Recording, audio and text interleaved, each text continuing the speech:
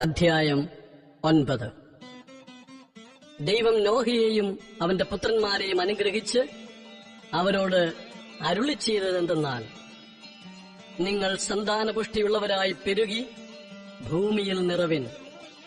നിങ്ങളെയുള്ള പേടിയും നടുക്കവും ഭൂമിയിലെ സകല മൃഗങ്ങൾക്കും ആകാശത്തിലെ എല്ലാ പറവകൾക്കും സകല ഭൂചരങ്ങൾക്കും സമുദ്രത്തിലെ സകല മത്സ്യങ്ങൾക്കും ഉണ്ടാകും.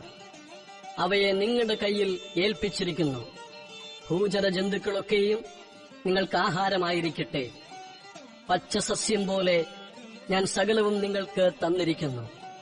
പ്രാണനായിരിക്കുന്ന രക്തത്തോടുകൂടെ മാത്രം നിങ്ങൾ മാംസം തിന്നരുത്. നിങ്ങളുടെ പ്രാണനായിരിക്കുന്ന നിങ്ങളുടെ രക്തത്തിന് ഞാൻ പകരം ചോദിക്കും. സകല മൃഗത്തോടും മനുഷ്യനോടും ചോദിക്കും.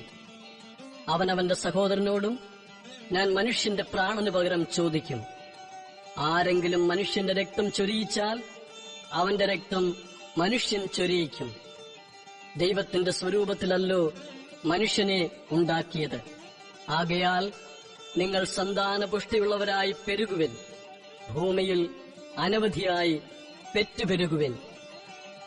ദൈവം പിന്നെയും നോഹയോടും അവന്റെ പുത്രന്മാരോടും അരുളി ചെയ്തത്, ഞാനിതാ നിങ്ങളോടും നിങ്ങളുടെ സന്തതിയോടും ഭൂമിയിൽ നിങ്ങളോടുകൂടെയുള്ള പക്ഷികളും കന്നുകാലികളും കാട്ടുമൃഗങ്ങളുമായ സകല ജീവജന്തുക്കളോടും പെട്ടകത്തിൽ നിന്ന് പുറപ്പെട്ട സകലവുമായി ഭൂമിയിലെ സകല മൃഗങ്ങളോടും ഒരു നിയമം ചെയ്യുന്നു.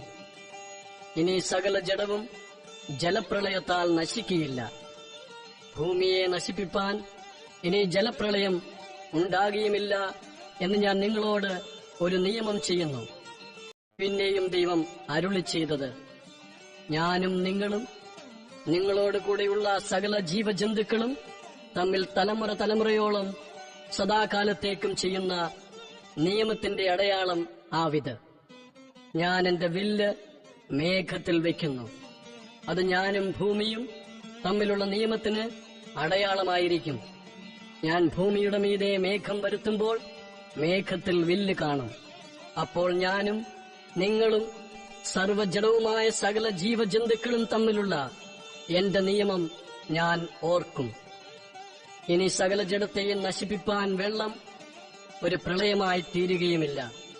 വില്ല് മേഘത്തിൽ ഉണ്ടാകും. ദൈവവും ഭൂമിയിലെ സർവ്വജഡവുമായ സകല ജീവികളും തമ്മിൽ എന്നേക്കുമുള്ള നിയമം ഓർക്കേണ്ടതിന് ഞാൻ അതിനെ നോക്കും. ഞാൻ ഭൂമിയിലുള്ള സർവ്വജഡത്തോടും ചെയ്തിരിക്കുന്ന നിയമത്തിന് ഇതാ അടയാളം എന്നും ദൈവം നോഹയോട് അരുളി ചെയ്തു. പെട്ടകത്തിൽ നിന്ന് പുറപ്പെട്ടവരായ നോഹയുടെ പുത്രന്മാർ ശേമും ഹാമും യാഫത്തും ആയിരുന്നു. ഹാം എന്നവനോ കനാന്റെ പിതാവ്. ഇവർ മൂവരും നോഹയുടെ പുത്രന്മാർ. അവരെ കൊണ്ട് ഭൂമിയൊക്കെയും നിറഞ്ഞു. നോഹ കൃഷി ചെയ്യുവാൻ തുടങ്ങി. ഒരു മുന്തിരിത്തോട്ടം നട്ടുണ്ടാക്കി. അവനതിലെ വീഞ്ഞു കുടിച്ച് ലഹരി പിടിച്ച് തന്റെ കൂടാരത്തിൽ വസ്ത്രം നീങ്ങിക്കിടന്നു. കനാന്റെ പിതാവായ ഹാം പിതാവിന്റെ നഗ്നത കണ്ട് വെളിയിൽ ചെന്ന് തന്റെ 2 സഹോദരന്മാരെയും അറിയിച്ചു. ശേമും യാഫത്തും ഒരു വസ്ത്രമെടുത്ത് ഇരുവരുടെയും തോളിലിട്ട് വിമുഖരായി ചെന്ന് പിതാവിന്റെ നഗ്നത മറച്ചു. അവരുടെ മുഖം തിരിഞ്ഞിരുന്നതുകൊണ്ട് അവർ പിതാവിന്റെ നഗ്നത കണ്ടില്ല. നോഹ ലഹരി വിട്ടുണർന്നപ്പോൾ തന്റെ ഇളയ മകൻ ചെയ്തത് അറിഞ്ഞു. അപ്പോൾ അവൻ, കനാൻ ശപിക്കപ്പെട്ടവൻ, അവൻ തന്റെ സഹോദരന്മാർക്ക് അധമദാസനായി തീരും എന്ന് പറഞ്ഞു. ശേമിന്റെ ദൈവമായ യഹോവ സ്തുതിക്കപ്പെട്ടവൻ, കനാൻ അവരുടെ ദാസനാകും. ദൈവം യാഫത്തിനെ വർദ്ധിപ്പിക്കട്ടെ. അവൻ ശേമിന്റെ കൂടാരങ്ങളിൽ വസിക്കും.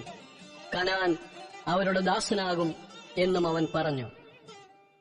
ജലപ്രളയത്തിന്റെ ശേഷം നോഹ 350 സംവത്സരം ജീവിച്ചിരുന്നു. നോഹയുടെ ആയുഷ്കാലമാകെ 950 സംവത്സരമായിരുന്നു. പിന്നെ അവൻ മരിച്ചു.